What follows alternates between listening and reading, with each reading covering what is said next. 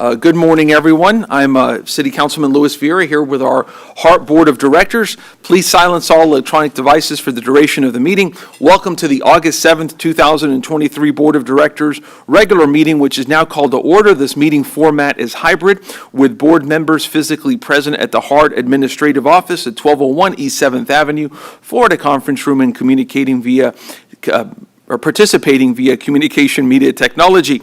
We're going to do the Pledge of Allegiance, and today, just for the record, is August 7th, which is Purple Heart Day, and we just had a wonderful Purple Heart event at the City of Tampa, so we're thankful for our Purple Heart recipients. So stand, if you could, for the Pledge of Allegiance. I pledge allegiance to the flag of the United States of America and to the republic for which it stands, one nation, under God, indivisible, with liberty and justice for all. Attendance, please. Chair Vieira. Here. Director Williams. Here. Director Henderson indicated she would be absent. Director Frazier. Here. Director Johnson. Here. Director Kemp. Director Knight. Here. Director Mechanic indicated he would be absent. Director Myers. Here. Director Schisler. Here. Director Wolstel. Here. And Director Owen also indicated he would be absent and sent the following memorandum. Dear Chair, Councilmember Vieira, I will be unable to attend the HART Board meeting today, August 7th, 2023, due to sickness. Please read the reason for my absence into the record. Thank you, Chair. You do have a quorum. Thank you very much. Next is public comment, if we have any public comment here today. We do, sir. Our first speaker is going to be Mayor Andy Ross. Oh, Mayor, I didn't see you. What a pleasure to have you, sir. I'm always partial to Temple Terrace because I grew up there, so there you go. Good morning, Chair and board members, Mr. Drainville staff. Good morning. My name is Andy Ross. I'm mayor of the city of Temple Terrace.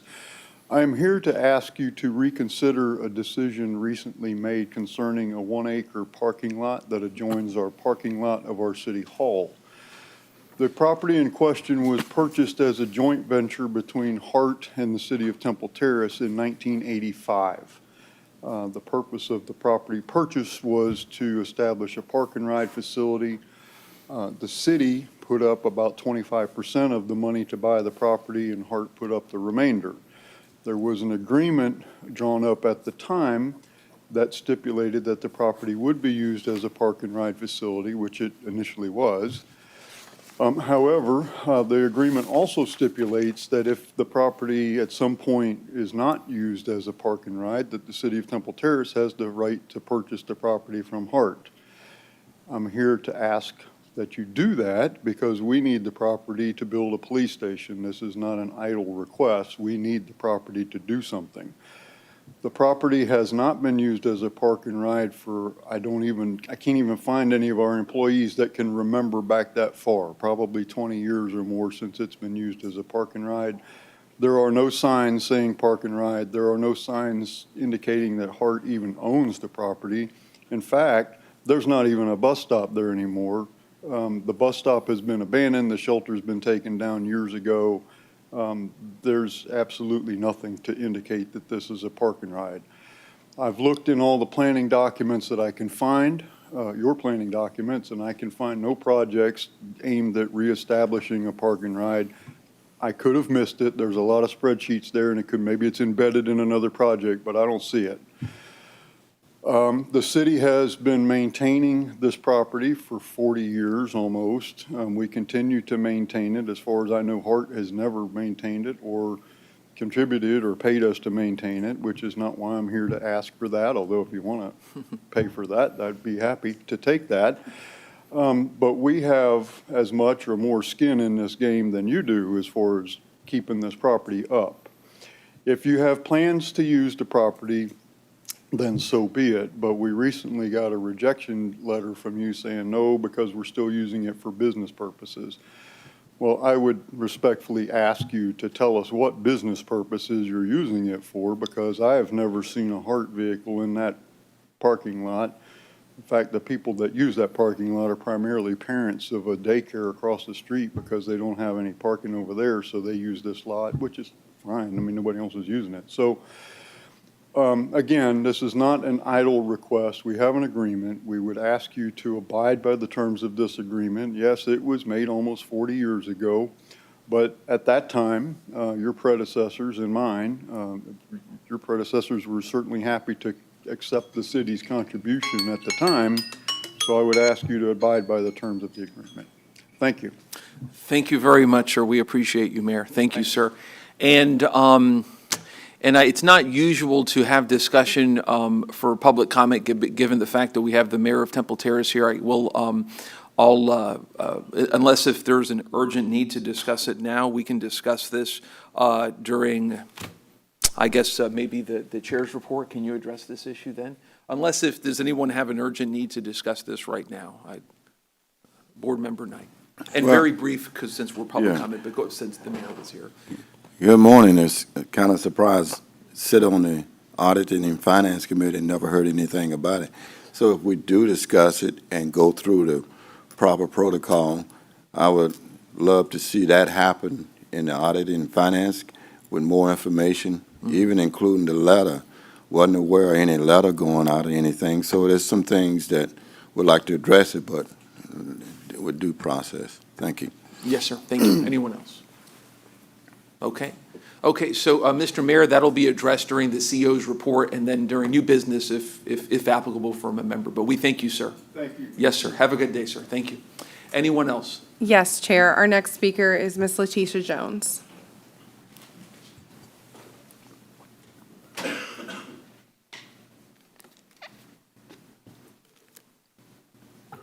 Good morning, Chair, Mr. Drainfield, directors. My name's Letitia Jones. I'm an employee there at HART for about 11 years. You guys know currently we've been in trusteeship with the union. We currently working our way out of trusteeship. We basically waiting to elect a financial secretary. But I wanted to bring the board, our executive board, to meet you guys. I was elected back as president of this local. My vice president, Elaine Carabella, she was voted as vice president. We have Angela Reed, that was voted as our recording secretary. We have Perla, that is our chief shop steward, and Sarah Bimbo is our chief shop steward for operations. And we do have streetcar and customer service, which you will meet at a later time. We are excited to work with Mr. Drainfield and his operation team in moving HART forward. We have a lot of work to do.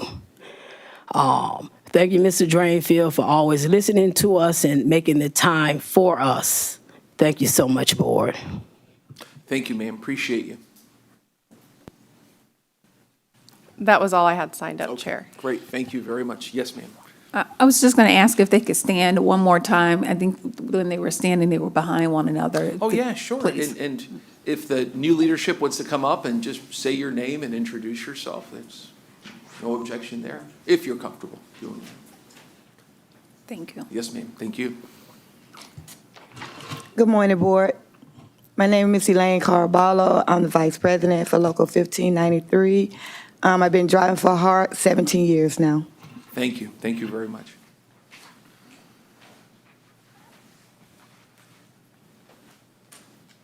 Good morning, everyone. I am Angela Reed. I am the recording secretary for ATU 1593.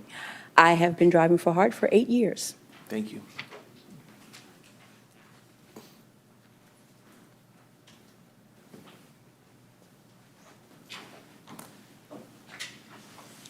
Good morning. My name is Perla Veloz. I'm the chief maintenance steward and a mechanic at HART. Thank you. Thank you.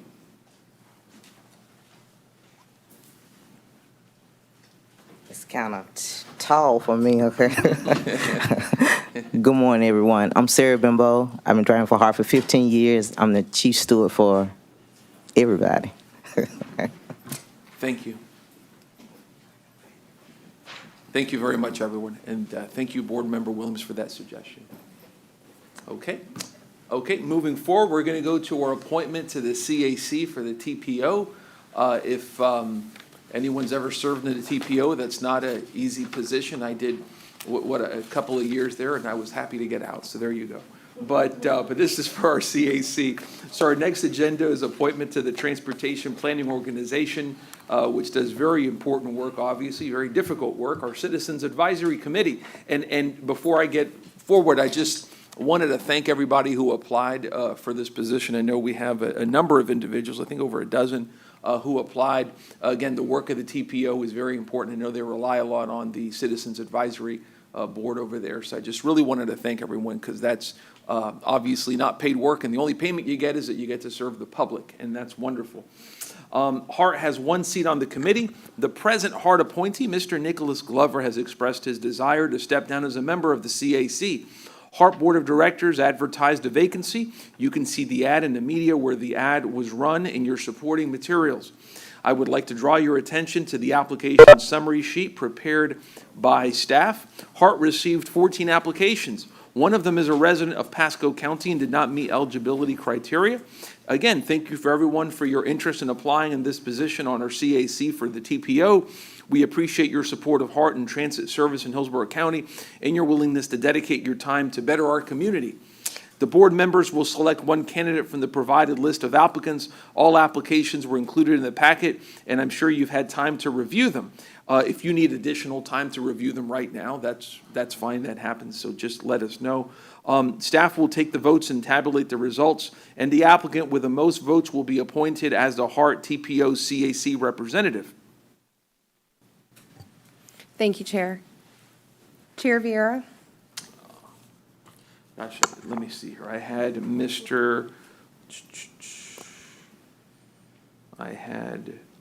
Oh, there you go. I'm sorry, Miss Linda Henderson. Thank you, sir. Director Williams? If you could come back to me, please. Director Frazier? Paul Ignis? Okay. I may not be saying that right, I apologize. Director Johnson? Yeah, if you could come back to me as well, I'd appreciate that. Director Knight? I would ask that, given some time to review, So- obviously, pretty much everybody, just So how about we looking. do this, since we've had a lot of requests for extension, how about we do this? Let's take 3 minutes out. It's for those who need to review it, and that's totally fine, obviously. This is a very good detailed summary of the qualifications asserted, et cetera. So let's take a couple minutes out, and is that everyone agreeable with that? Let's do that. So to the extent that anyone needs to do it, and Commissioner Kemp, we're choosing our CAC, a representative for the TPO, and we're taking a few minutes just to review the list.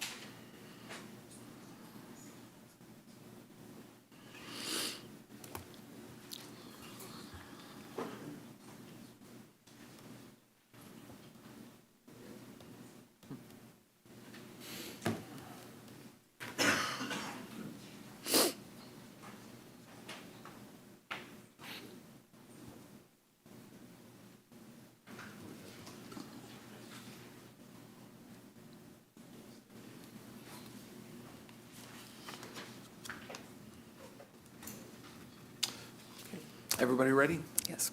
Okay, great. Okay, let's commence with the vote, please.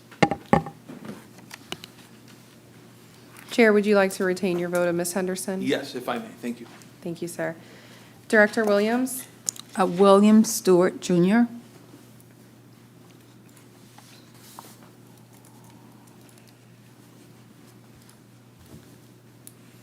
Director Frazier, would you like to retain your vote? Yes, thank you. Okay. Director Johnson? Natasha Sherwood. Director Kemp? I'll concur with Ms. Henderson. Director Knight? Here we go.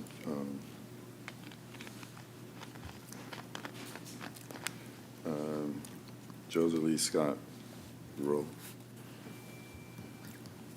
I'm sorry, could you repeat that? Joseph Lee Scott, roll. Okay. Thank you, sir. Director Myers? Paul Ingalls.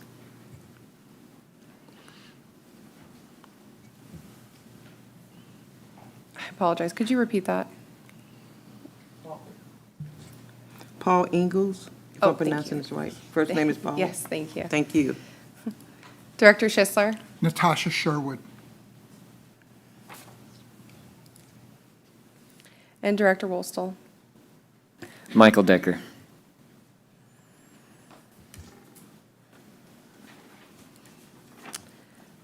So it appears that we have a three-way tie between, I'm sorry, give me one moment. We have a three-way tie between Ms. Henderson, Mr. Paul Ignis, and Ms. Natasha Sherwood. Okay. So we could take a second vote between those three. Okay. Okay. Give me 1 second. Okay. Chair Vieira? Henderson. Thank you, sir. Director Williams?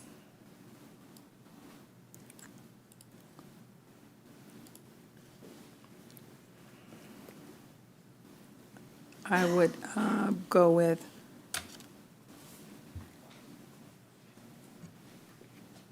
Natasha, let's see here.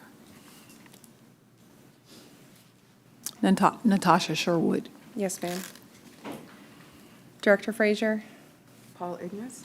Thank you. Director Johnson? Sherwood. Thank you. Director Kemp? Paul Ignis. Thank you. Director Knight? Paul Ignis. Thank you, sir. Director Myers? Paul Ingalls. Yes, ma'am. Director Schisler? Natasha Sherwood. Yes, sir. And Director Wolstel? Sorry, but we got to vote again. Natasha Sherwood. Thank you, sir. So there is now a two-way vote between Mr. Paul Ignis and Miss Natasha Sherwood. So, Chair Vieira?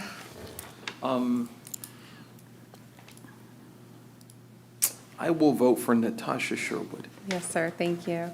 Director Williams? Natasha Sherwood. Yes, ma'am. Director Frazier? Paul Ignis? Thank you. Director Johnson? Sherwood. Director Kemp? Paul Ignis. Excuse me. Director Knight? Paul Ignis. Yes, sir. Thank you. Director Myers? Paul Ingalls. Thank you. Director Schisler? Natasha Sherwood. Thank you. And Director Wolstel? Natasha Sherwood. Thank you. Ms. Natasha Sherwood has the most votes. So I Okay. do believe we need a motion now from the board to Well, affirm that appointment. Congratulations to Natasha Sherwood. Is she here by any chance? It didn't appear so. But congratulations to Ms. Sherwood, and thank you for your willingness to serve. And we're sure that staff will be contacting you on your work at the CAC. So thank you so much. And may we have a motion? So moved. Second. A motion from Councilman or Board Member Schisler, seconded by Board Member Myers. Roll call, please. Chair Vieira? Yes. Director Williams? Yes. Director Frazier? Yes. Director Johnston? Yes. Director Kemp? Yes. Director Knight? Yes. Director Myers? Yes. Director Schisler? Yes. Director Woolstle? Yes. The motion passes unanimously. Thank you, Chair.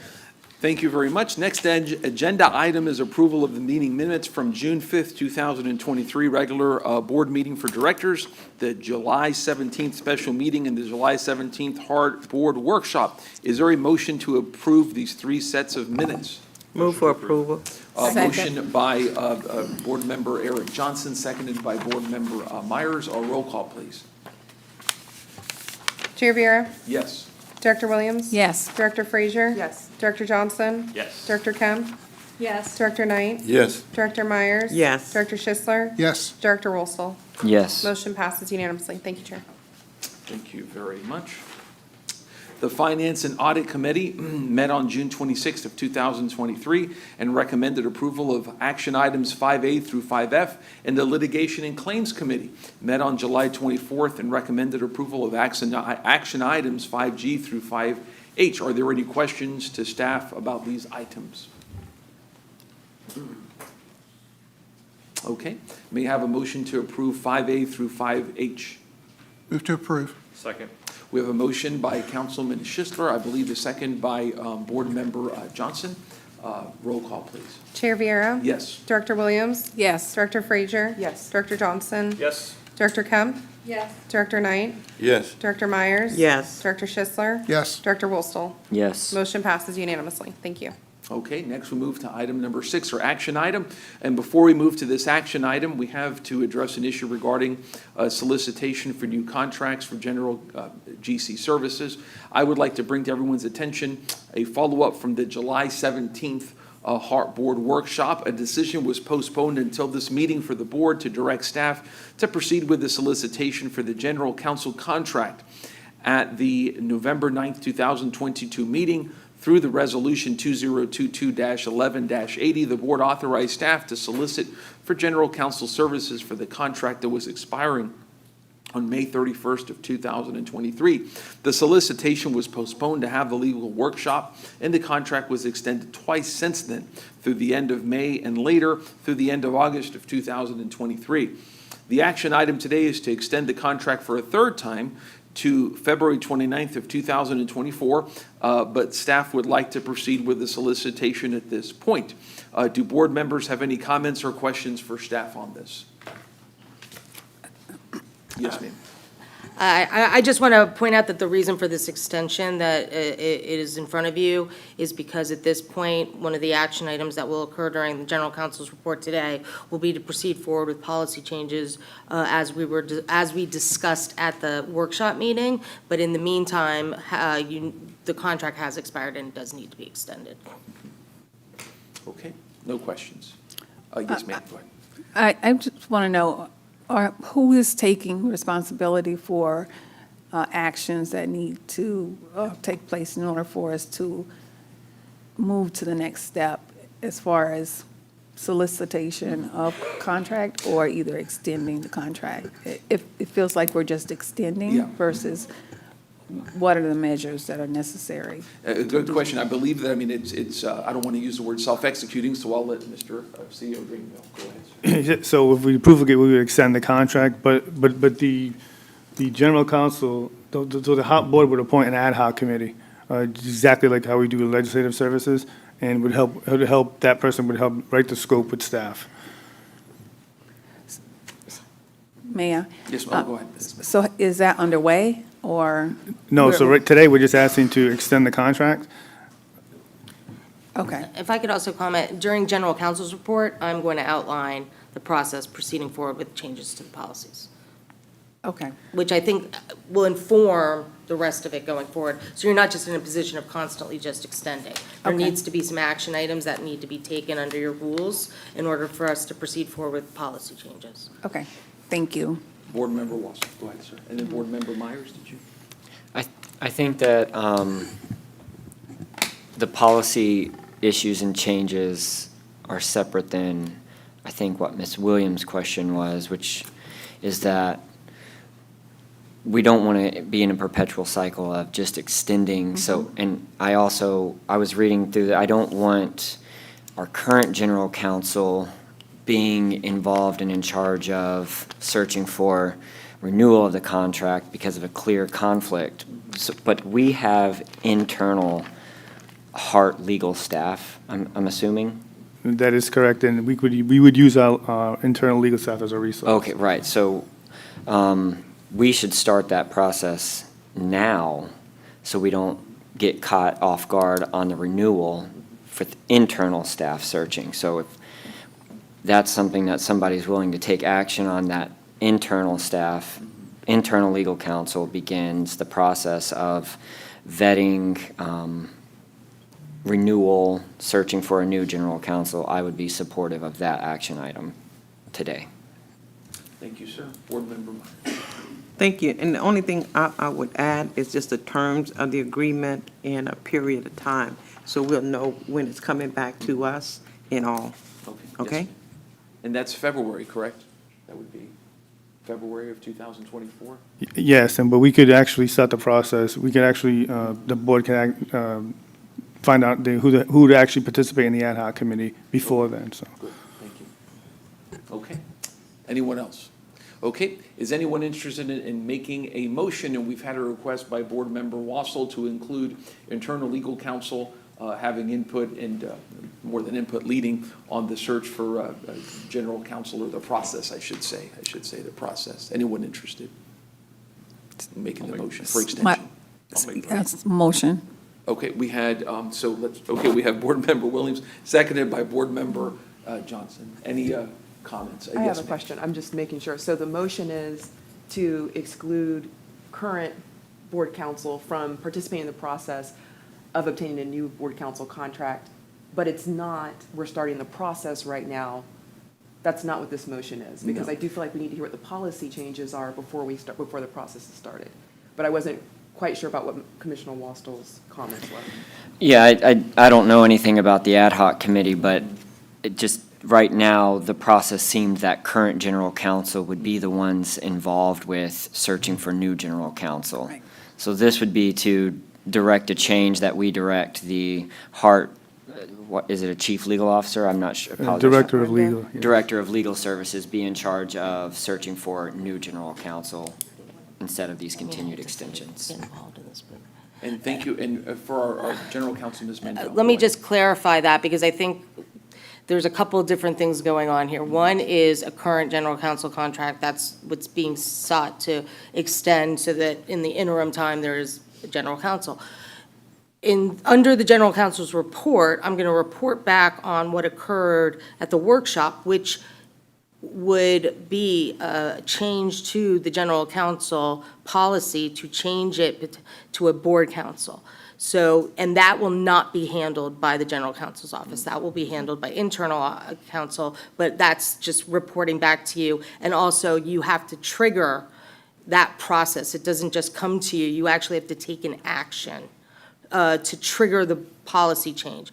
At the end of that policy change process, that would be the appropriate time to go out for a solicitation based upon the changes to the policy. And general counsel and any law firm that's sitting with you that might apply to do that needs to be completely out of that. So out of that RFP, RFQ process, whatever is deemed appropriate. So there's a couple different steps here, and it's a little confusing, but those are the steps we have to go to get to the point of implementing the policy changes that we discussed. Okay. So the proposed motion that's made, then, is it consistent with what you're saying, or? If the proposed motion, just to clarify, is to extend the general counsel's contract, that is what's in front of you Yes. today, and that is what is on the agenda. Ms. Williams raised a very fair point, which is, let's not continue to just push this off. We need to actually take an action. The action needs to be changed to the policy and then go out for the solicitation. Okay. Yes, sir. Oh, yeah. Yes, Well, I sir. was just going to, and, based on what Ms. Mandel was saying, would it be prudent for us just to be able to maybe delay this item until, after Ms. Mandel gives her report, so we can hear everything? And Yeah. then, because I certainly support the motion, certainly think that this is the direction that I think we're trying to be able to go in, but maybe it'll clear up some questions if we just kind of delay it, let Ms. Mandel give her report, and we just go from there. Board Member Myers, go ahead. Thank you. I think we have two items. One is extend the current contract. That's what we should be voting for. Then when she gives her report from legal, okay, from the legal side, then we add that as a part of the solicitation of the RFP to go out for bid. Okay. Okay? That's how I understand it. So is this board comfortable then voting on at this time the extension, and then addressing the issues that Commissioner or Board Member Wassel brought up after Ms. Mandel gives her report? Is that good? Okay. So yes, sir, Board Member Knight.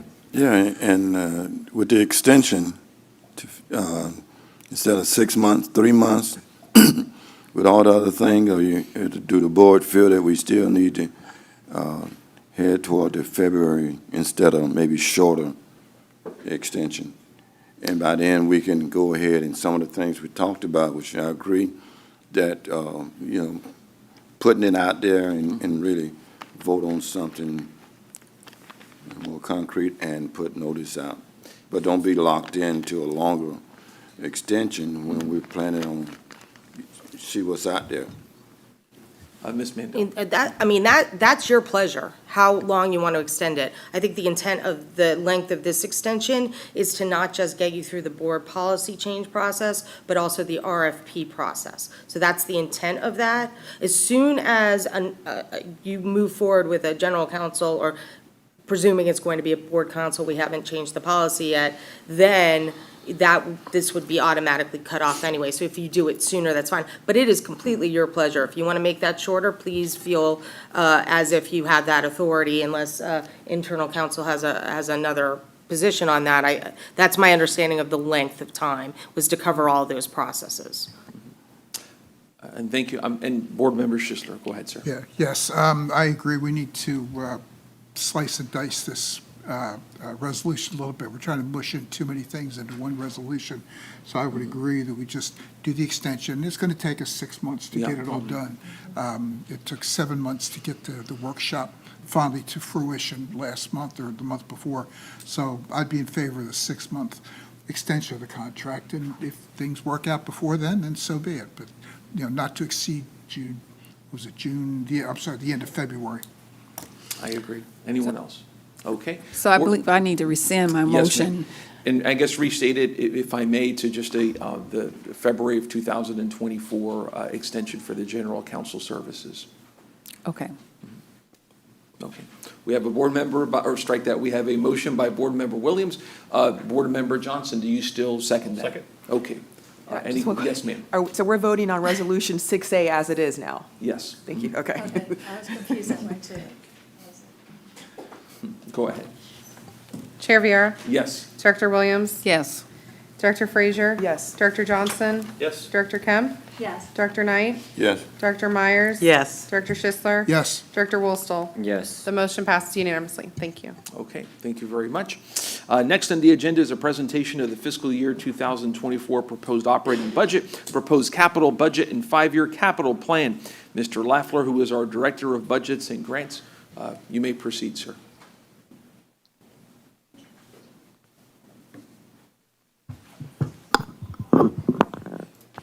Good morning, Chair, members of the board, and Mr. Drainville. My name is Justin Lafler, the Director of Budgets and Grants. So this year I'm going to today's presentation is going to be over the fiscal year 2024 proposed operating budget, the proposed capital budget, and the 5-year capital plan. These are proposed budgets, and the intent is to have discussion over these proposed budgets. They can still be changed by the board or by additional review from the CEO and staff.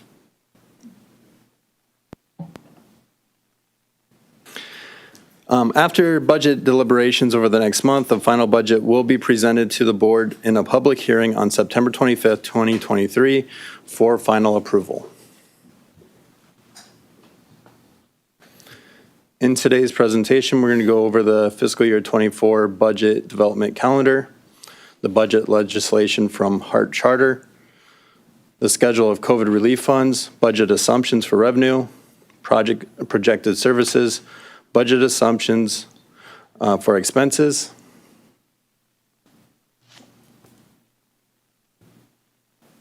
the proposed operating budget, the fund balance reserve, the 5-year capital plan, and then the fiscal year 24 capital budget in summary and detail. Here's the budget calendar.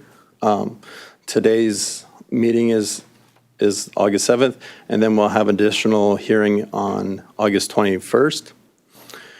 On September 12th will be the first public hearing. There'll also be an advertisement that goes out between September 20th and 23rd, and then the final budget hearing will be September 25th.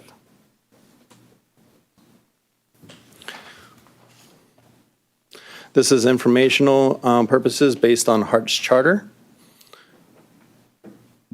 And this is also from HART's charter that shows that the max levy that we can pursue is 0.5 mils.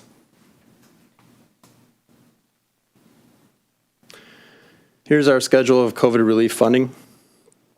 So in the fiscal year 23 budget, we used $19,932,511. And proposed in the fiscal year 24 budget, we'll be utilizing $18,029,345. This is the remainder of the ARP funding, and it will be exhausted by the end of fiscal year 24.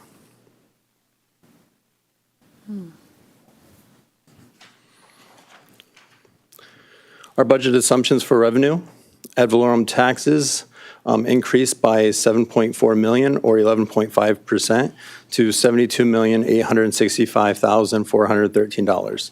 Ad valorem is budgeted at 95% of the projected proceeds. And $0 were moved from ad valorem to capital for capital matches. But however, there are $4.5 million available for capital match in our reserves.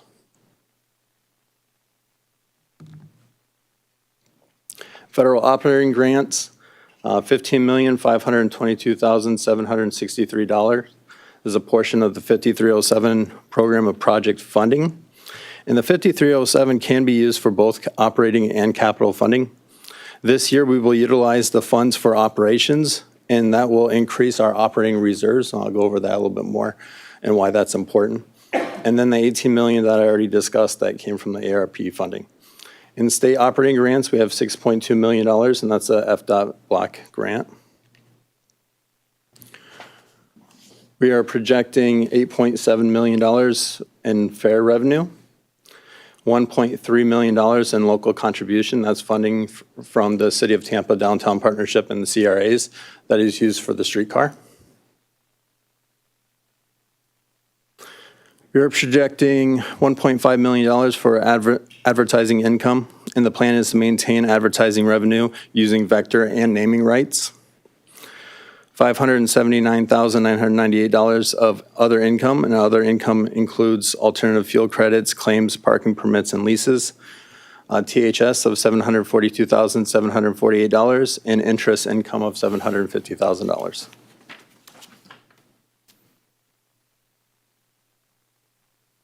So the last time HART transferred funds to the operating reserve was in 2021, and that was a little over $4 million. Revenues in excess of expenses will be transferred to the operating reserve in 24, and we estimate that amount to be $18,839,619. That's pretty important because that will offset the loss of revenue from the ARP funding. Our projected service, we're budgeting based off of our current service. We have realigned some service, making efficiencies and adding flex service. And this always comes up when we talk about the projected service of what was the pre-COVID ridership numbers. And we were at about 12 million riders pre-COVID.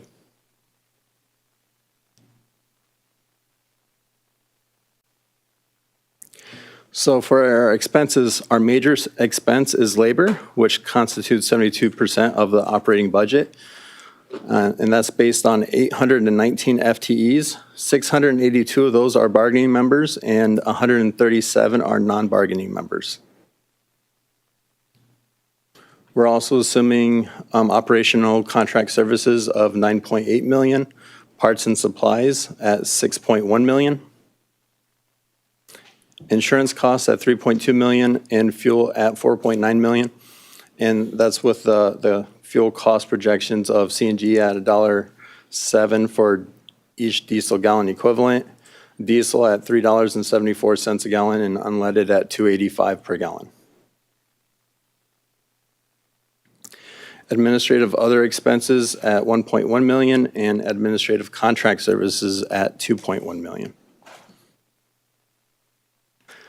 Legal services at $802,317 and utilities at $1.1 million, and that includes the raises from TCO of 17% over this last year.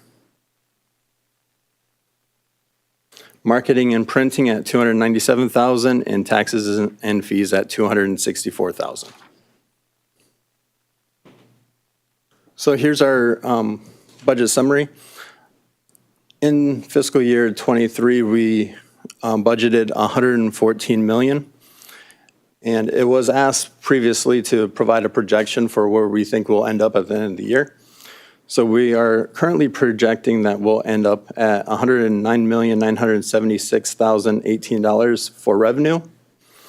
And for fiscal year '24, we are budgeting for revenue, $107,505,335, and that's a 6% decrease. For expenses, again, the same budget of $114,309,000, but we project that our expenses will come in at $99,333,153, and our fiscal year '24 budget of $107,505,335, which is a 6% decrease. Our fund balance reserve target is 90 days of operating expenses, so this is the calculation based on the $107 million budget. So $26,876,334 is the calculation of the desired operating reserve according to the board policy. Currently, there's $17 million in operating reserves. We have 2 self-insurance reserves according to policy that are calculated based on actuary studies. Risk reserve is for workers' compensation for automobile and general liability. Medical benefit reserve is for medical claims. Both of these reserves are maintained according to policy. Board policy also requires us to set aside funds in a capital matching reserve to be used for aging, outdated, or inoperable capital infrastructure replacement and to fund capital program grant match requirements. The amount is not listed in the policy. However, we have $4.5 million in reserves for the capital match, and we actually project to use that this next year for some FDOT grants that we've been awarded. So in total, we have $26,236,173 in our reserves, and you can see that we have added the money that we project to move over to reserves in '24. That will buy us 1 year of revenue without the ARP funding.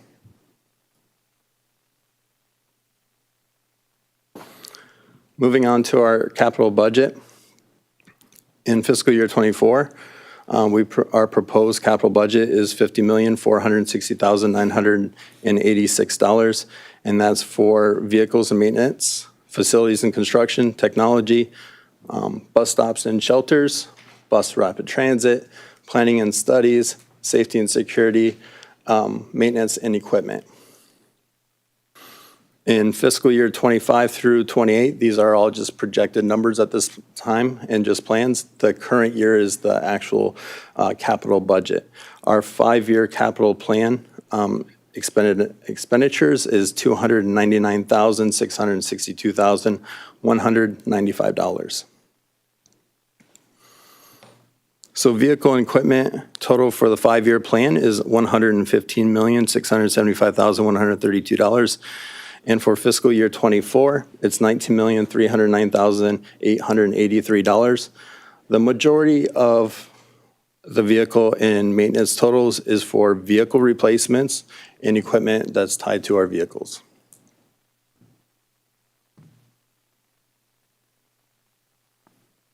Facilities and construction total for the 5-year plan is $102,188,000. with $10,050,000 projected for fiscal year '24. The majority of the facilities and construction total is the heavy maintenance facility, which is 100 out of that $102 million total.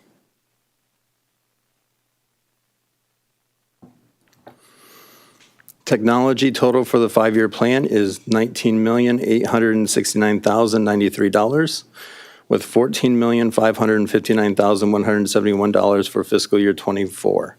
Most of that will be to replace the CAD EVL and radio systems, and that's budgeted at $13,425,388.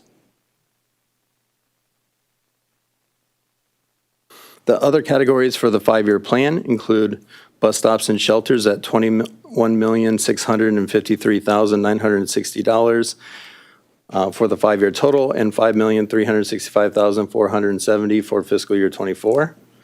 A total for arterial BRT of $30 million. Planning and studies at $3,212,100. Safety and security at $3.4 million. Maintenance and equipment of $3.6 million. And that's the total 5-year plan of $299,662,195. And fiscal year '24 capital budget of $50,460,986.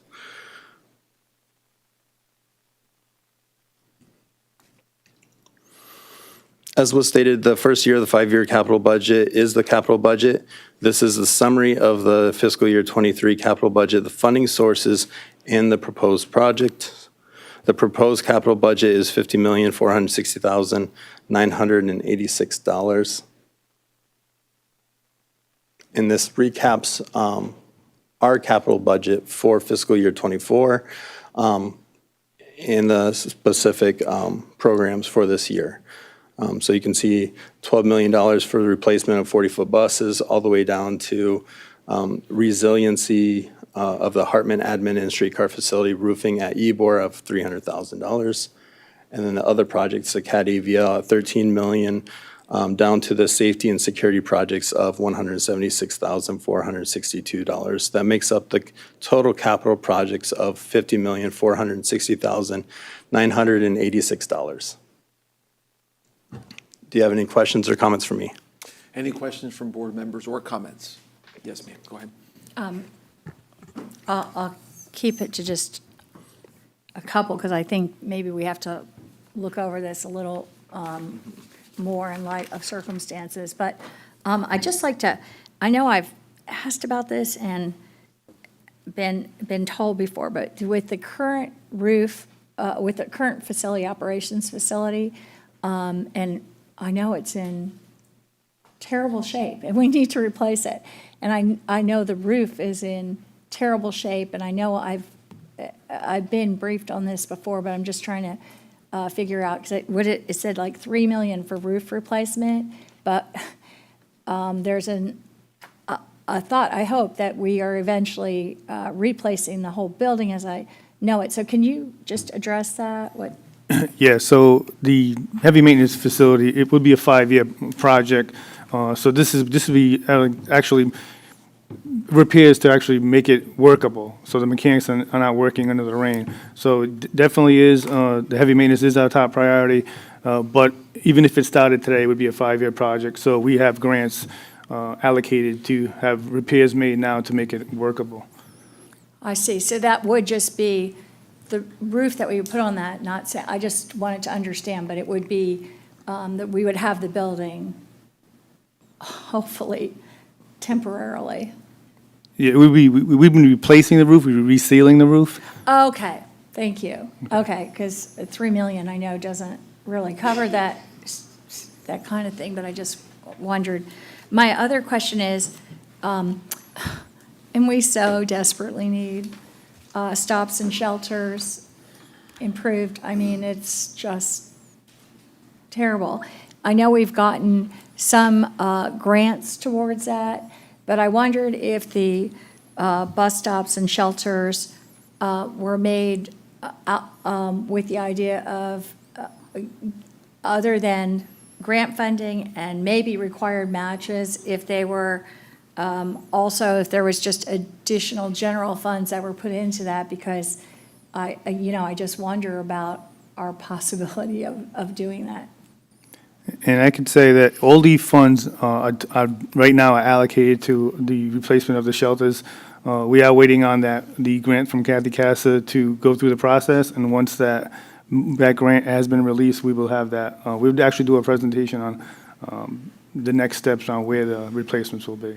Because I just, I would love if we had more money for that. I just don't know because of the circumstances we're in. So I'm looking at it a little bit different than I may have at another time, and just want to be careful about those categories. I'm sure there's much more, but I'll just focus on those two for now. Okay. Thank you. Anyone else? Board Member Williams, Schizler, then Knight. Go ahead. I just want to clarify on the maintenance building. It looks like it has a 5-year span of when the building will be completely renovated. Is that the expectation? That is expected cash outlays for the heavy maintenance building. Okay. And then in the meantime, those issues that are being uncovered, are they being cared for with the dollars that are allocated within the 5-year period? Or is that set aside? So, for example, if there are issues that are that are issues at this point, how are those being cared for from an internal employee standpoint versus the overall plan, 5-year plan to renovate the maintenance building? So normal repairs for like the building and stuff Yes. is typically handled under the operations budget, and with the caveats of the bigger things like the roof coating or something like that, which would be a capital expense.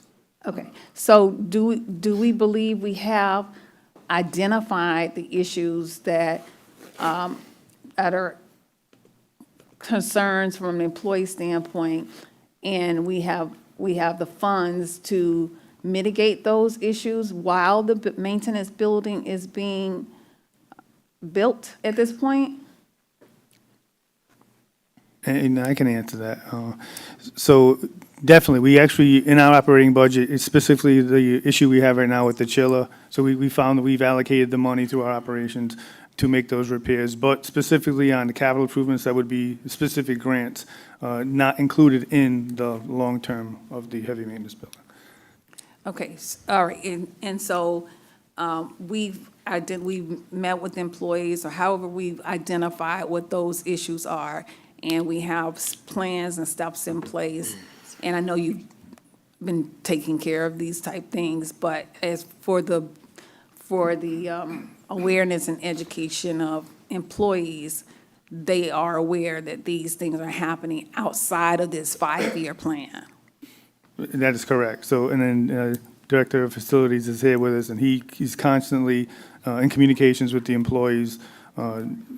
So he actually knows exactly what we need. Got it. So. Thank you. He works right in that building, so I think he's well aware of. There are a lot of issues over in that building that can't be fixed, and that's, I think, the big reason why the need for the heavy maintenance replacement is so important. See, I think we're going back in that circle, that if we can't get them fixed, and there will be delays, and the conditions are so that there are issues, then what is our stopgap plan for immediately caring for those versus they're going to be elongated? And I think we have to address those. Maybe in short, we have to address those. And if it's going to take a long period of time to do that, then what is the answer for that, for those? And I'm asking because I think I noted other income or pre-COVID writers, and then dollars moved from one, and it talked about except exception of APR funds and how they're moved. So I'm not quite sure how we move our dollars in order to care for immediate needs, and if they're part of the long-term plans or not. But my concern is from a safety standpoint, are employees being, the things that are happening now, are they being addressed in a manner that they should be addressed, considering they may take some time, but then the next step in that process is, what do we do for now, the time period now, until we get to a point where we can fix them long-term? And I know you're working on those, but I, for the record, I need to say that, because there are questions in regards to that process. And I'm assuming the answer can't be, well, it's going to take some time, but then we have people in those conditions. Right. So I think, the facilities department and the team itself, addresses every concern with immediacy that it needs to be, right? So I know like recently there was an issue with AC, and so we had some money on a grant that they were able to procure a new chiller, but that stuff does take time to fix. So like things like that, as they come up, we address them as they come up. Hopefully we can absorb those things in the operating budget. If not, we have to find the other areas to be able to move forward. Okay. I'll make a final statement at this point that if it takes time and the conditions require something other, for us to do something at that time, we probably have to do something while we're taking the time to get it done. Okay. Thank you, ma'am. Board Member Schisler, and then Board Member Knight. Thank you. A couple of comments regarding the fuel costs. Are we still working off of some kind of a fixed price contract, or are we buying fuel on the open market? I wonder if it seems a little bit low, unless we're working on some kind of. Yeah, we do have a contract for our fuel that actually HART owns, and it is used by like PSTA, it's used by Hillsborough County, and we do get a pretty good rate. But it's still based off the open market, but we can also purchase fuel with on futures. The only thing is, when you buy on futures, you have to buy in big blocks, right? So it doesn't always make sense to commit to such large volumes. Right now, the only fluid that we can actually buy in bulk like that is diesel, because we have enough tank storage for that. But as we've been moving from diesel to CNG buses, it's less and less that we're only using maybe like 50 to 55,000 gallons per month, and a block is 42,000 gallons. So it doesn't make a ton of sense to do that unless it's just, we feel like there's a market advantage.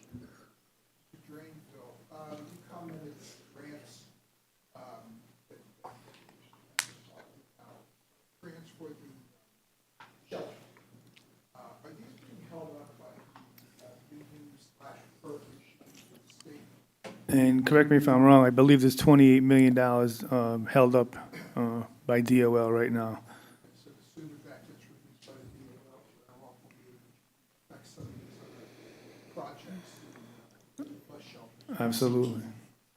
I'm sorry. That, I apologize. That'll make that a lot easier to fund that going forward. Yes. So hopefully that gets resolved shortly. My last comment is just a general comment. It appears that with the balanced budget proposed, that I know everybody's working diligently on, and the funding changes, we will appear to push back our cliff by about one fiscal year.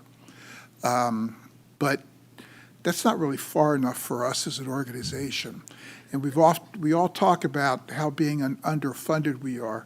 I think it's past time that we put together a working group of staff, board members, to come up with long-term funding options, whatever it is. And we need to come up with options to bring back to the board and make sure that they're doable, how they're going to work, what's it possibly going to generate. Because if we don't come up with additional funding in the future, we have to cut services. It's a very simple equation. So, I mean, I would like to volunteer to be a part of that group, but I think we're past time to do that. And I know we're not discussing that at this moment, but it is an integral part of the budget and the financing future for HART. So we need to, we're past that point, but I think we need to move on as expeditiously as possible so that we can be prepared. So, and I'll stop there. Thank you. And if I may, I'm glad you mentioned that, Board Member Schisler. I was thinking about that myself when I was listening to that, and even though we may be approaching it, I don't think that it would be misguided to have an ad hoc committee appointed. So if you want to make that motion during new business, and again, I thank you for your thoughtfulness on that, because I agree. I do. Thank you, sir. Board Member Knight. Good. Thanks for all the presentation. I had a concern. It's been a few months since I walked through the facility area and stuff, and plan on doing it again. But along with like the chiller and the air conditioning things and the heavy maintenance facilities and the employees and everything, just wanted to just make sure that you're saying that, and I know the chiller expensive and all those different things, and whatever money means necessary to mitigate some of those problems and address where it's safer, even with these hot temperatures and everything. You're saying the two that has been addressed, that it's going to get repaired or whatever it's going to take to address that. So we want to make sure, I kind of like different things like that, that it's been worked on and it's going to get going, and prayerfully we're going to see different with all this we've been wanting for a long time, but in the meantime, make it where it's tolerable over there. And I had many conversations with Dale Smith, who's our Director of Facilities. So we have putting contingencies in place, and keeping in mind that the building is old, the machinery is old, and taking that in consideration, the lead times on these parts. So yes, we are thinking ahead. Thank you, sir. Board Member Watson. Thank you, Mr. Lafler. I'm going to point you specifically to the fare/pass revenues line item. I have a couple of questions. First, is it an industry standard or a norm? Our total fare revenue generation is only 8% of the total budget. Do you have an idea as where most transportation industries typically operate? So when I was down in Broward, I asked the same question, right? And I think we were at 12%, and they said that was roughly average. But I would say that the averages are not the averages anymore, right? There's a lot of things that have changed with COVID and that's why that there was all this relief funding. So I would have to look into that more to see what the current average is.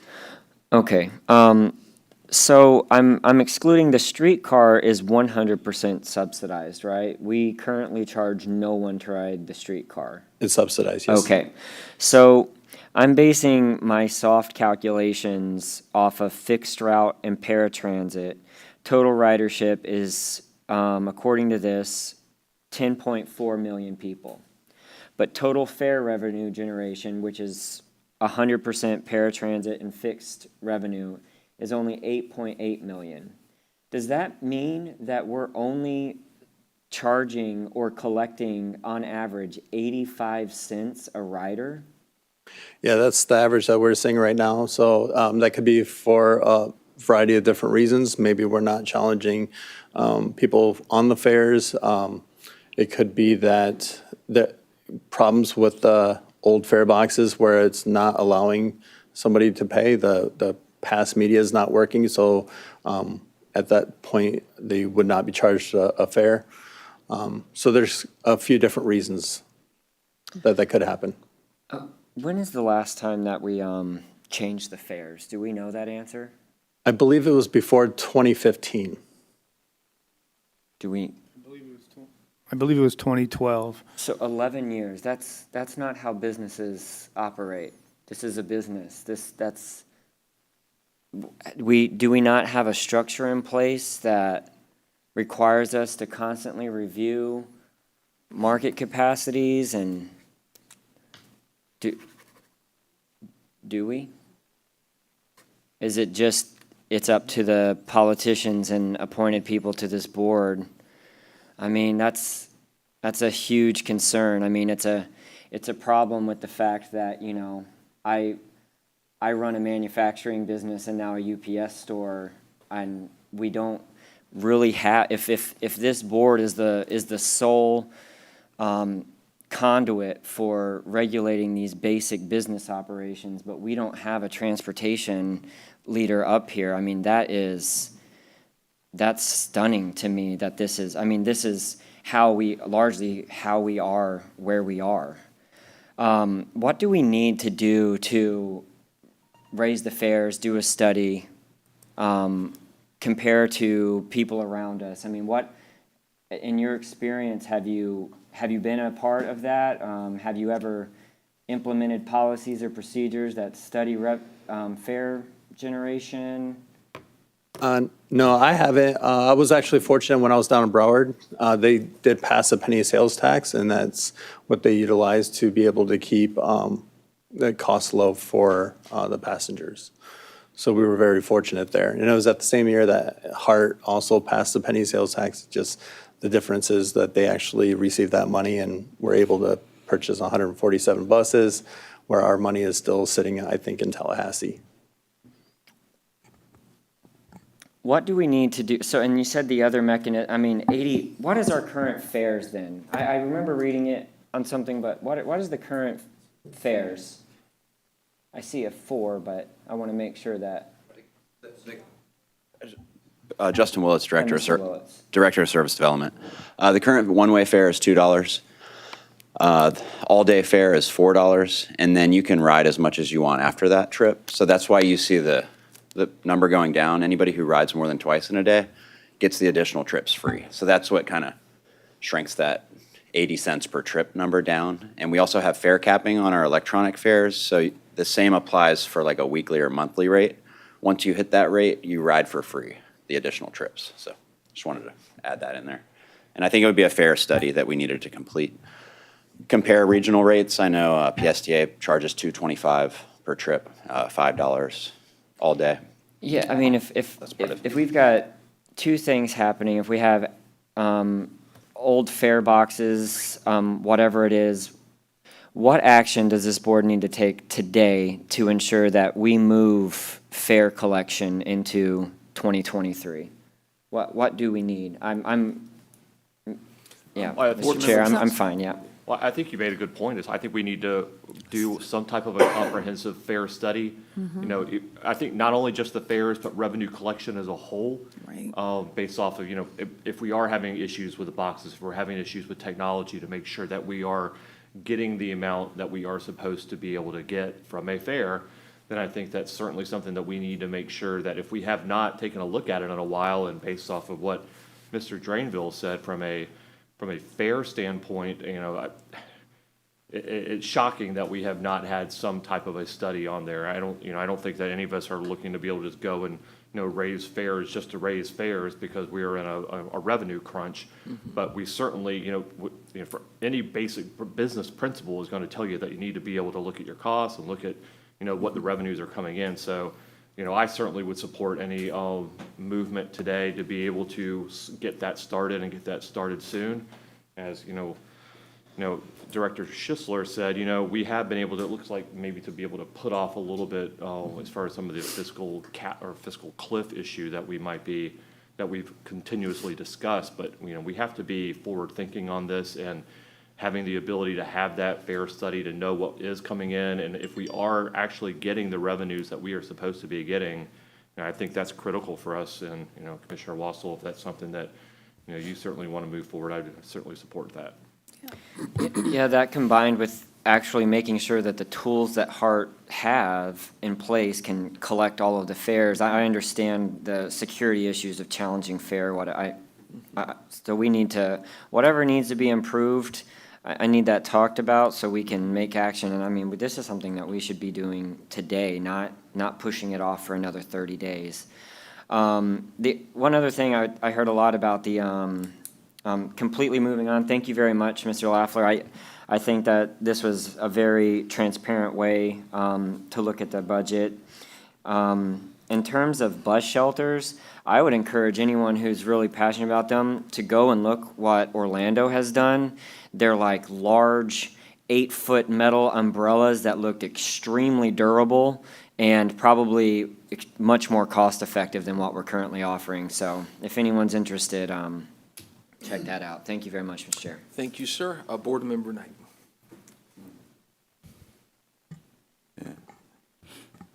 Great conversation. What I wanted to know is, when you look at the streetcars and all the things that going down, like downtown Aquarian area, we have had tremendous growth and ridership in that area, and you're saying it's free and everything. There's some on the private sector, some that maybe hadn't in the past.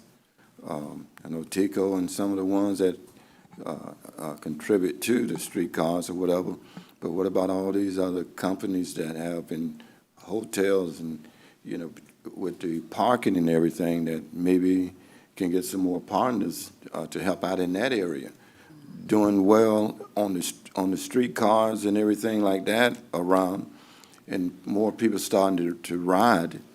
But you don't want to, we may need to relive that, but also there's some other areas that we need to address as well, that if not just the riders, some of the ones who can help, because these people are coming down to patronize and to live in some of these areas that they can't park. So it only seems like, from a business perspective, to get some support given back to HART to help out with that. Thank you, sir. Thank you. Anyone else? Yes, ma'am. Just a couple things, and I don't, it's fine to be looking at that, but we are talking about, in terms of the whole budget, not de minimis resources added to the budget in terms of what we might charge people or bring in from fares. We also expend a lot just to collect fares. One thing is speed of buses when they stop, to be able to have a system that collects so that we can move quickly and get frequency when you fund buses. Second is safety and security issues of drivers, and that was and has been a huge concern. Another thing is, miles traveled and subsidizing that, because it brings in, it costs us, but brings in FTA matching dollars, which is something that other transit agencies have been able to do. I've had some issues in that and I've stated before, that we're actually paying through our system for service to Pasco County, and I don't see why Pasco County isn't have some kind of arrangement to contribute to services that we do there, why we would be paying for that entire service. And I keep being told it's because of the FTA increased miles we get. I also wonder about 1/6 of our service approximately, I believe, is transportation disadvantaged. And I know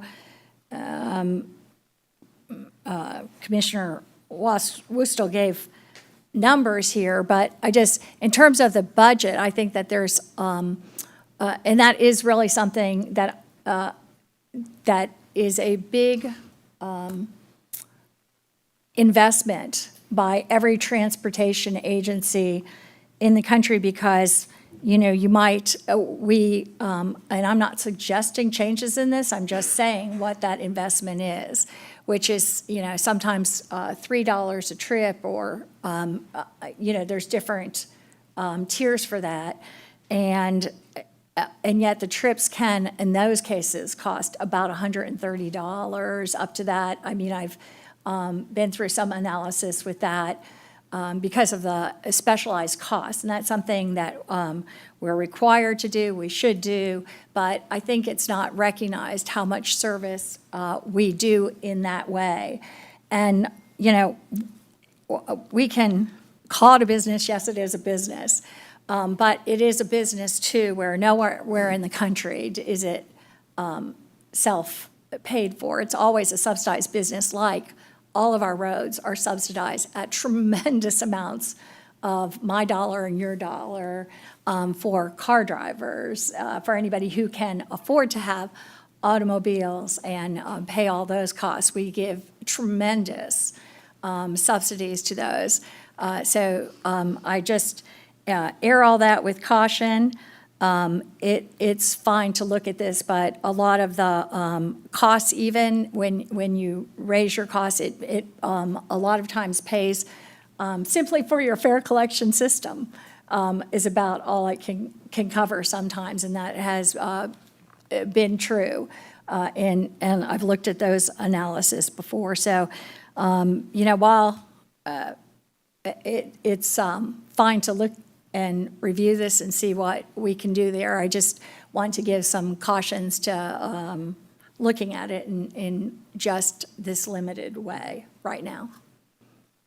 Thank you, Madam. Appreciate it. Anyone else?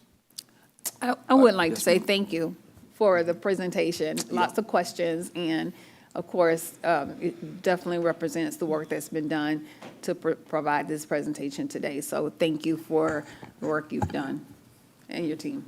Yeah, we really appreciate it, sir. Thank you very much. And yes, and again, I think that some of the issues Board Member Knight talked about can come up with Councilman Schisler's committee, and some of the issues that Board Member Wassel talked about. I know Commissioner Kemp or Board Member Kemp has talked about some of the potential challenges that we may have from, you know, some bus fare changes, et cetera, including worker safety, talking to workers. That's a big issue. But again, maybe having an internal study that looks at what benefit can happen that'll take into account those issues never hurts. But that is one thing in talking with HART employees, as we all know, and I know, and you mentioned that too, is the worker safety issue. That's obviously a big issue, but that's maybe potentially a narrow part of it, who knows. Next, we have our interim chief executive officer's report. Again, good morning, Chair, members of the board. So my report today will cover activities from June and July. So regarding legislative matters, I met for introductions and initial interview with FDOT consulting firm Baker International as part of the peer review portion of the HART governance and operational management analysis FDOT is conducting following newly passed legislation. The team also toured the HART operations and maintenance facility on Monday, July 31st. Mayor Castor appointed Councilman Maniscalco to the Tampa Historic Streetcar Board of Directors. Staff and I met with council member for a new board member orientation on June 7th. I continue to have ongoing monthly meetings with FDOT Administrative Mingal. In June, we had a discussion about the FDOT grant that would support the fare-free streetcar service. The City of Tampa's Mobility Director, Vic Bide, also participated in those discussions. On June 9th, the HART welcomed the U.S. Congress Representatives Kathy Castor and Michael Quigley to the E-Board Administrative Facility. Staff had a unique opportunity to update the representatives on HART's current and upcoming projects and initiatives to discuss grant opportunities to support the heavy maintenance facility rebuild project and upgrades to the HART bus transit infrastructure. HART continues to actively engage in dialogue with the federal and state legislators and local government officials to secure their support and advocacy for enhancing public transit in Hillsborough County. On-time performance working group.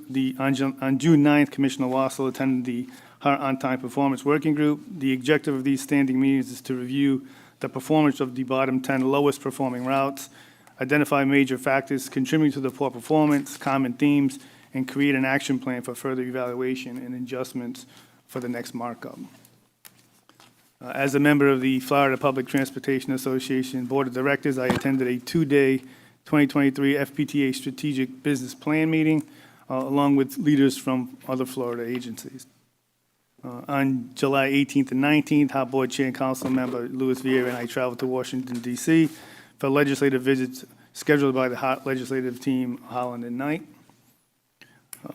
Regarding partnerships and contracts, I previously reported I continue to review all current contracts for efficiencies and their value to HART. Community engagement, staff continues to plan the Pathways to Business Expo, a DBE SBE forum scheduled for August 17th from 11 a.m. to 2 p.m. at the C. Blith Andrews Junior Public Library. Staff members will be on hand to inform and educate participants on ways to contract with HART. HART has partnered with the participating agencies who will set up exhibit tables to distribute information on small business certification, finding contract opportunities with local government and federal government, and resources available to assist in small businesses. Staff has reinstated regular coordinating meetings with PSTA to discuss areas of collaboration. I also reinstated monthly updates between HART and PSTA heads of agencies. A draft MOU on collective opportunities will be brought to the Operations and Safety Committee on August 21st, meeting for consideration and recommendation for the full board approval. On August 1st, I had an introductory meeting with the THEA CEO, Greg Slater. Regarding employee engagement, we had a 30-day post-markup service development informational session.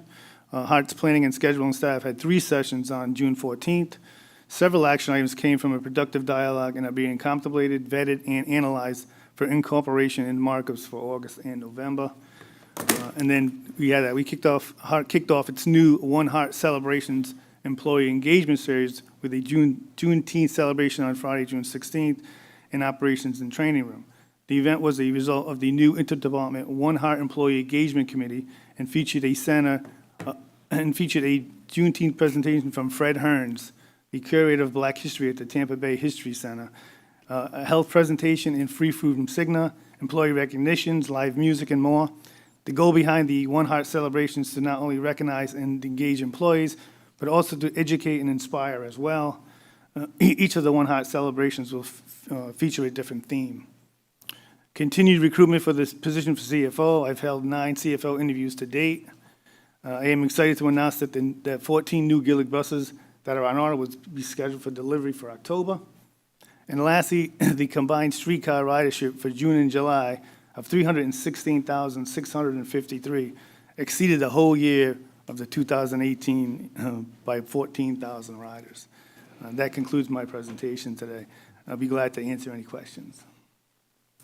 Any questions? And I know we had talked about that issue that Mayor Ross had mentioned. I know he left. Maybe if someone wants to maybe or motion for it to come next month, because we don't want you to deal with it whenever. And I can say, internal legal team is really looking over that contract. We just want to make sure it's, because of the dire financial situation HART's in, we want to make sure we're making the right decision. Sure. Good to be wise and cautious. Okay, any questions? Oh, yes, sir. All right. I see all the streetcar ridership, and I saw the amount that the 3 CRA, City of Tampa, Downtown Partnership is subsidizing to it.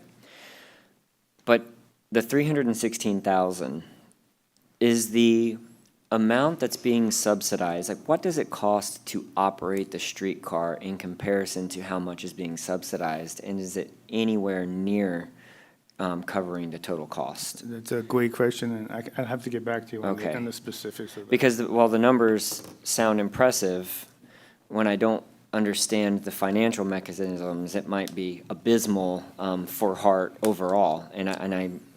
I'll go through this book and see if I find it, but just something to keep in mind. Yes, sir. I sit on the streetcar board, and the city pays. Your mic's off. Sorry. I'm used to being over here. I thought I was saying that. I do sit on the streetcar board for HART, and it's my understanding that they pay for everything. HART pays initially because we pay the drivers and so forth, but it's fully reimbursed by the city of Tampa. dollar for dollar. Now, That would be great news. Yeah, it is. It's fully reimbursed, but it's not necessarily just from the city of Tampa, the CRAs that are involved down, and I'm not really sure where, I want to say Water Street, but I know it's Channelside. I'm sorry, I could think Channelside. But it is fully reimbursed. It doesn't cost HART net zero. Okay? So the ridership is good and accurate. Yes, Commissioner Meyer. Thank you. Going back to Mayor Ross and his concerns about being able to purchase the property. So I'm going to ask Mr. Dangerfield if you can provide a copy of an agreement, when the last time HART has used that space, and if you can bring all that back to us next month. I think we should be able to turn this around in 30 days so that we can get back with Mayor Ross, and also to tell us, this board, what you plan to do with the property instead of just holding on to it if HART has not used it in a number of years. Okay? Thank Is that you. enough time for you, sir? Absolutely. Okay, let's have that, if I may, Board Member Upshaw. Okay. Just an additional consideration on that point, which I'm sure we're already going to consider, is, I mean, what's the value that's being offered for it? That's important. And also strategically, do we have any plans for that property in the future? So I think beyond what's the contract say and what, I don't know what the letter was or what the offer was, the dollar amount offer was, but just also for consideration. Yes, sir, go ahead. Yeah, thanks for that. Also, if I may ask, with the information that Director Myers asking about, if somehow with the Audit and Finance Committee, that we can get that information and try to see something so we can, by the next meeting, we can have some information, can work on it instead of jumping over there. Let's try to get get the information to us, and we can talk on it and have a better resolution for the general meeting. Board Member Schisler. Yeah, at the risk of beating this horse any further, I appreciate Mayor Ross coming out today because I felt kind of strange bringing up the issue under new business. So in my position as a board member, so I was glad he was able to come out and do that. But just to add a little bit of history to it, this request was given to the previous CEO several months ago. And it was slow-rolled and slow-rolled and slow-rolled. Mr. Drainville has accelerated that, got back with us. We just got back to Temple Terrace City Council, and we asked the mayor to bring it up to the full board so that the full board would have the opportunity to discuss it. And that's what he did here. We recognize that fair market value comes into play in some capacity, but we need to make the next step, and being able to do that. And the Finance and Audit Committee meets on the 21st. I know it's only 2 weeks, but it's still 2 weeks away, and it would be an ample time before the next HART board meeting. So I think that's all fair progress and a fair timetable, hopefully, that we can move forward to some kind of resolution, because it is an important topic for the city and what we're trying to do moving forward with our public safety building. Thank you. I'll stop there. Thank you, sir. Commissioner Myers. Thank you. This is a different subject, but it is reference to our budget. And I'm going to ask Mr. Dangerfield, because we're proposing $5,365,410 for bus shelter. I represent District 3.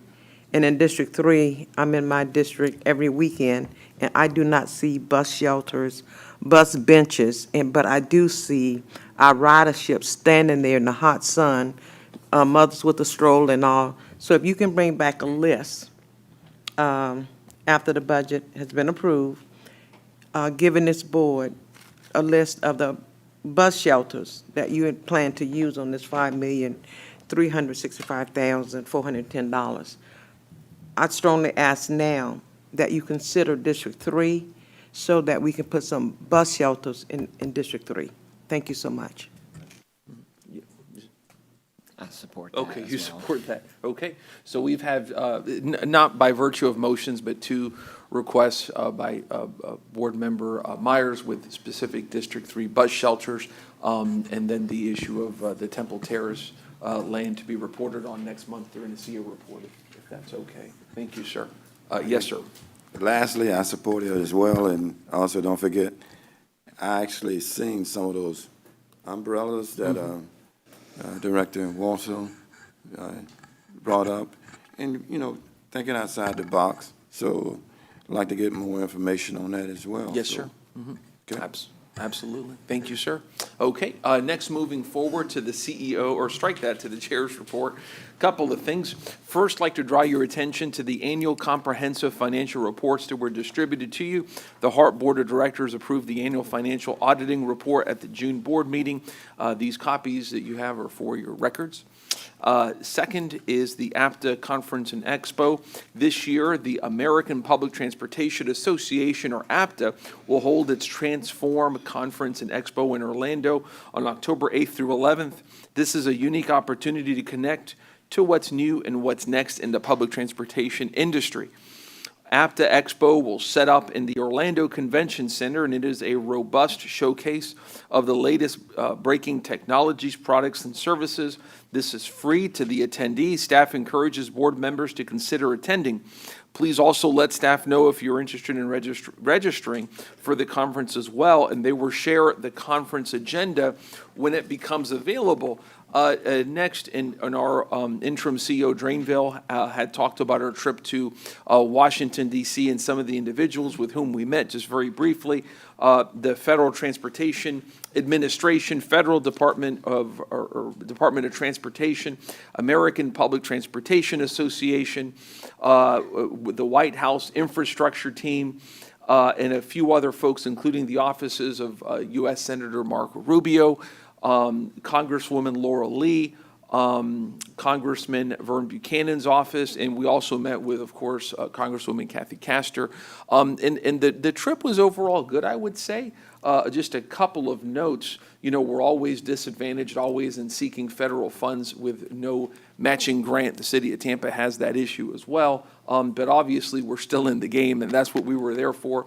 The big issue that came up was really the maintenance facility, and continue to try to work on that. Congresswoman Castor is, of course, an amazing champion for that, and just a real champion for HART, as well as worker safety. Making sure that our workers continue to be protected. An individual, I may have been with the office of Senator Rubio, asked about the late Mr. Thomas Dunn, and we talked about things that we can do to continue to improve worker safety, and there was a lot of interest in that. We also met with the office of Congresswoman Laura Lee, who obviously just started elected in November of 2022, and I really feel she's going to be a very good champion as well. I really do, that Congresswoman Lee is going to be a great champion for HART, and we're going to get her and her office to come out to tour the facility, and they're very, very interested in that. They were obviously very receptive as well to helping out with HART. So we really, really look forward to our new, District 15, I think it is, Congresswoman. And I made some notes here that I can't read, so that's it. So I think that's it from it. But it was a very, very productive time, and our interim CEO, Drainville, did a great job in talking to folks, and I think, and we all know he's doing a great job, and he did a great job over there as well. Then lastly, our legislative consulting services solicitation update. I'd like to thank our director, Rena Upshaw-Frazier, for serving on the evaluation committee and reading and evaluating the proposals that HART has received. HART issued a solicitation for 3 disciplines: federal, state, and regional legislative support. The evaluation committee selected 2 firms in each category, and they are invited to make their presentations to the Strategic Planning and External Relations Committee at the August 21st, 2023 meeting. At that meeting, the committee will select the top first in each discipline and form a recommendation for this board. I wanted to bring it to the board's attention that the proposals received are higher in pricing than the current contract by 30%. The current legislative contract has the regional component included in the state legislative services discipline. With a new contract, the regional component is a separate discipline. Also, the current contract allows the HART Board to extend it for 2 one-year options with the current vendor at the present price. This concludes my report today, unless if there's any questions. Okay, being none, we move to our general counsel's report. Good morning. As it relates to the first item under General Counsel's report, which is the update on Hillsborough County appointment for HART membership, Mr. Smith, I believe, is on the phone and has presented a draft letter and can present on that item. Okay, can you hear me? Good morning. Morning. Okay, good, you can. Basically, I sent you a summary of what has transpired in the past, or as a provision, this was a If request. I may, David, if I may, can you, I don't know if you're, Turn it maybe, down. yeah, turn it down a little bit and sound slightly muffled, by which I mean very muffled, but Okay, how's that? still the same. Maybe turn down the volume, maybe the folks here. Well, I just Thank you. did that. Let me see what else I can do. That's better. How's Getting that? better. It's moving in the right direction. We're getting better. How about that?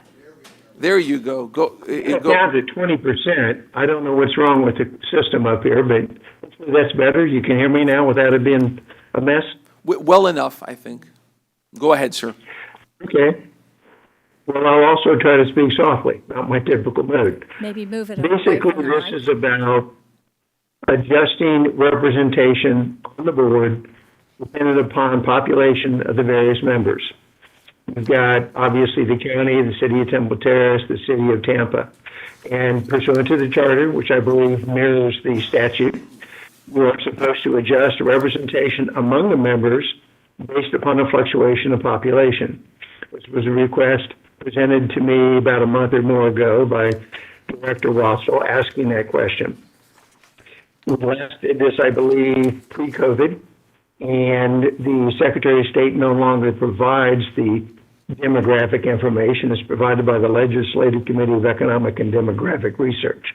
I have prepared a letter to the person who heads that committee, asking them to give us the latest population data so we can address the allocation of representation, and that the letter is in your agenda today, and the point is to have all of the board aware of the issue as we move forward and to get approval from the board to send the letter. Okay. Thank you, sir. We appreciate you, Mr. Smith. Any questions or comments? Yes. Yeah, I move that we send this letter to the Florida Legislative Office of Economic and Demographic Research. Okay, we have a second. We have a second by Councilman Schisler. Roll call, please. Chair Vieira, Yes. Director Williams, Director Frazier, Yes. Director Johnson, Yes. Director Kemp, Yes. Director Knight, Yes. Director Myers. Yes. Director Schisler. Yes. Director Wolstall. Yes. The motion passes unanimously. Thank you. Thank you. Thank you. As it relates to the second item, which is the process moving forward for the variety of board policy changes which were discussed at your workshop on July 17th, I believe was the date. As we already have discussed today, one of the changes relates directly to the general counsel board policy. That policy will be reviewed and looked at by the in-house counsel and potentially Mr. Adams, who was involved in that discussion, so that general counsel's office isn't in fact reviewing and making those changes. That being said, I think there was a very robust discussion, and that will inform how those policy changes are to be done. There was a number of other policy changes which were discussed at the board workshop, which general counsel's office will proceed forward to make changes in line with that discussion. That being said, what your policy provides for, to change your board policy, there is a board policy which describes how that goes forward, which is first asking for a motion today allowing us to move forward with the revisions for the board policy. And then from there, we'll make the revisions as discussed on July 17th, the way I just described. That will come back to you. It has to come back for 2 public discussions. Typically, when you've changed your board policies, the first public discussion goes to your committee, I believe that it's traditionally been put on your strategic planning committee. So it would be heard there, and that would be considered the first hearing on the matter, and then the second would be in front of this board, the whole board of directors. Now, you could decide not to send it to committee and just send it directly for two discussions in front of this board, but I think in order to effectuate some of the timing issues we were just discussing, it would be a better practice to go ahead and make a motion today, proceeding forward with policy changes in line with the July 17th meeting workshop, and having those come back to you at the strategic planning committee, and it probably will be I would say possibly September is the quickest we can get this turned around. So it would go to your strategic planning and then to your full board meeting. I say September, it could be October, but I think if we're getting past October, we've got a real issue in terms of timing and in terms of the RFP for your services for legal counsel, which if we go along with what was contained in that discussion, will change how your legal services are going to be processed. So that's the motion I'm requesting, a motion to proceed forward with the policy changes consistent with the July 17th workshop. Move approval of the motion as you stated it. Second. We have a motion by Board Member Kemp, seconded by Board Member Schisler. Any discussion or questions? Okay, roll call, please. Chair Viera? Yes. Director Williams? Yes. Director Frazier? Yes. Director Johnson? Yes. Director Kemp? Yes. Director Knight? Yes. Director Myers? Yes. Director Schisler? Yes. Director Rollstall? Yes. Motion passes unanimously. Thank you. And if I could just add, from our discussions earlier, a couple of things. I know there was a couple places when you were discussing after the budget where potentially motions need to be made. I want to just make sure that that does happen during new business, because when we get on the other side of it, it could get a little confusing as to what you agreed to and what you didn't. Two comments from my perspective on those discussions. One, the creation of an ad hoc committee is completely within the bounds of your policies, so that's appropriate, but I want to make sure that everybody keeps in mind that that would be a sunshine board, so that there's no confusion there. Even if you have staff members on it, you have to be very cognizant of that ad hoc committee also requiring to be held in the sunshine. And the second issue that came up related to the fare structure, you do have a board policy on fare structures, so it is completely appropriate under your board policy for you, if you so choose, to make a motion today to request that to occur, and it's specifically policy 610.10 that talks about changes to fare change policy, and it does require a public hearing in order to have that of any fair change to occur. I just wanted to make that clear for everybody, but it is within your policies. Thank you, ma'am. Okay. Let's see here, moving forward. In your packets, please find the latest information on the heavy maintenance building project under Section 11, information item. Next, HART board member, or strike that, HART board committee reports are included in a packet under Section 12. Reports from HART board representatives are in 13. Monthly information reports are in 14. Is there any old business? Old business? Oh, go ahead.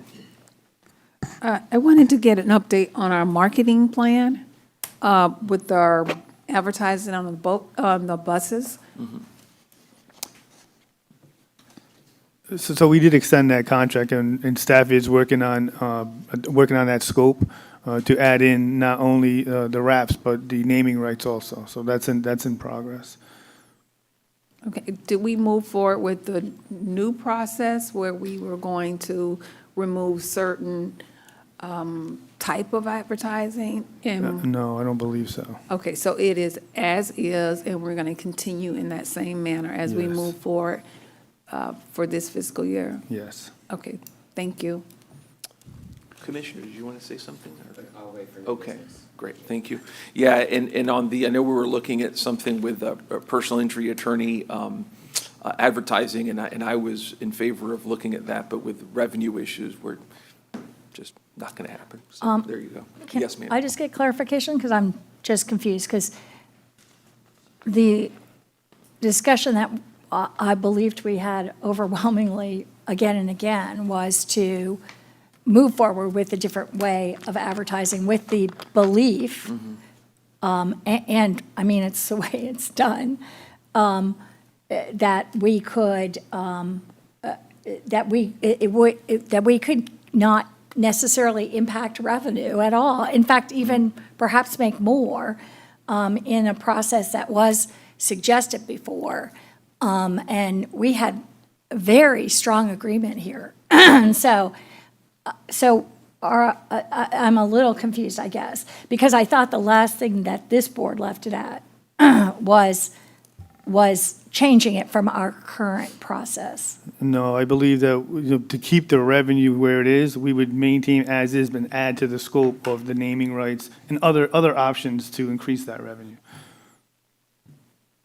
I guess,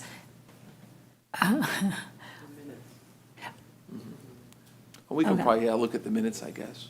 Any board member? Yeah, wants- Were you finished, Board Member Kemp? yes, I just guess, I just think if I'll answer, we can look over, but I think there was very strong sense about the kinds of things that were appearing on our buses and what that said and how we could change that. And, I think that could be revenue neutral in terms of what we bring in. We could even bring in more, but I'll look it over and see what information, I'll find out more. Board Member Wassel and then Upshaw Freeman. Or Upshaw Fraser, go ahead. I'm also just trying to remember, I thought we identified safety issues with fully wrapping the buses over the windows, or am I misremembering that? No, that was discussed, but there are other options on the kind of wrap that goes on the window. And the board will definitely have a chance to review the scope before it goes on the street, so. Okay. Okay, no further go ahead. So may we ask for an overview or update during our next meeting, just to make sure we're aligned? Sure, yeah, for new business. So once we go to Okay. new, go for Okay. it, of course, yeah, of course. Thank you. Yes, ma'am. Free So, director. new business, I know we have a couple motions, Board Member Schisler, Board Member Wassel, and then Board Member Williams. While we're on the same train of thought, do you want to go ahead with? Go ahead, yep, go ahead, if you want to. Is- Didn't you want to have the update on that issue? Or Yes. go for it. Yes, I'd like to make a motion to, is that what you want me? No, I mean, if you want. I mean, it's Yes, the okay, time. that's what. It's the Okay, proper well, I'll time. do that. Yeah, yeah. I'd like to make a motion to go and request an overview of the marketing plan and the status of where we are, as well as including those color schemes and the new marketing plan and how the revenue impacts and so forth. So the holistic plan of what what we had on the table at that time. And when is good for staff to report on that?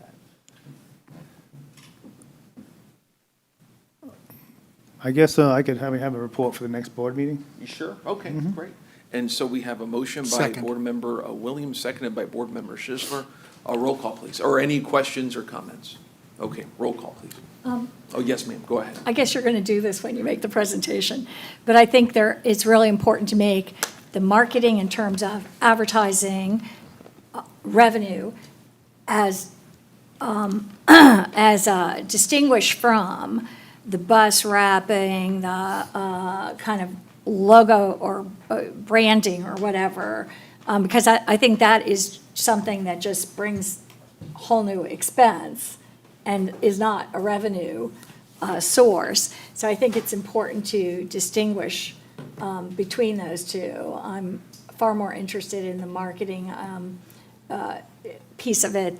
I consider that probably, the marketing, the branding part of it is something that would just, again, bring us an expense rather than revenue. So I think it'd be good to separate those. And that's correct. The whole branding I put on hold. The marketing is totally different than the actual branding. Roll call, please. Chair Viera? Yes. Dr. Williams? Yes. Dr. Frazier? Yes. Director Johnson? Yes. Director Kemp? Yes. Director Knight? Yes. Director Myers? Yes. Director Schisler? Yes. Director Wolstel? Yes. The motion passes unanimously. Thank you. Thank you, Madam. Board Member Schisler. Thank you, Mr. Chair. I have two items for new business that I'd like to bring up. First one is we were discussing during the budget presentation. I'd like to move that we have an ad hoc committee created to investigate new and existing revenue sources, including fare structure, so that we can make sure that we're at industry standards, we're not violating our own internal policies and rules, but that we look to the future and you know, do what we can to put HART on a paying basis. So moved. Second. Okay, we have a motion by Board Member Schisler, second, I think I heard by Board Member Knight first. And then with this, I guess we can have staff reach out to board members who wish to serve, and then we'll come up with a policy for promulgating it by hopefully the next meeting. Yes, sir.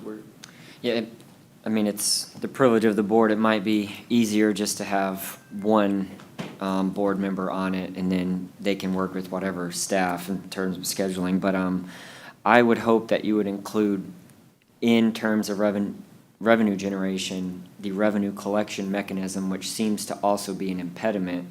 I would be fully comfortable with you heading that up, and I just believe if these fare collection boxes are also an impediment to us collecting Absolutely. revenue, that should be something that's included. I fully support you leading it and the ad hoc committee. Yes, sir. And again, however, the maker of the motion wants to make up the membership of the board, et cetera, it's good here. But again, I really thank you for bringing this up, because I think that's very important. So I salute you for that, as always. Board I Member think Kemp. it's important to have anyone in this board who wants to serve on it, to serve on it. One thing that it does, if you have one board member, does that hold it out of public review? Because I think the public should be accessible. And so I think we need to have anyone who wants to serve on it, serve on it. And I believe that that would be up to the chair to appoint. And, you know, I would very much have an issue with one board member and not have public oversight. And so what we can do is maybe as CEO Drainville and I work on that between now and, let's say, maybe the next week or so. And then we'll, and again, I don't know what, so then we'll work on it for the next week or so, week or two, and then we'll let the board know, and we'll hopefully have something ready by next board meeting, if that's good. Okay. And Mr. Chair, Yes, just, sir. they already showed me the policy. It has to go up for public comment before any revenues are, so the public wouldn't be left out, just to be clear. It's in policy 600 when you get here. They already passed it to me, so public comment can occur.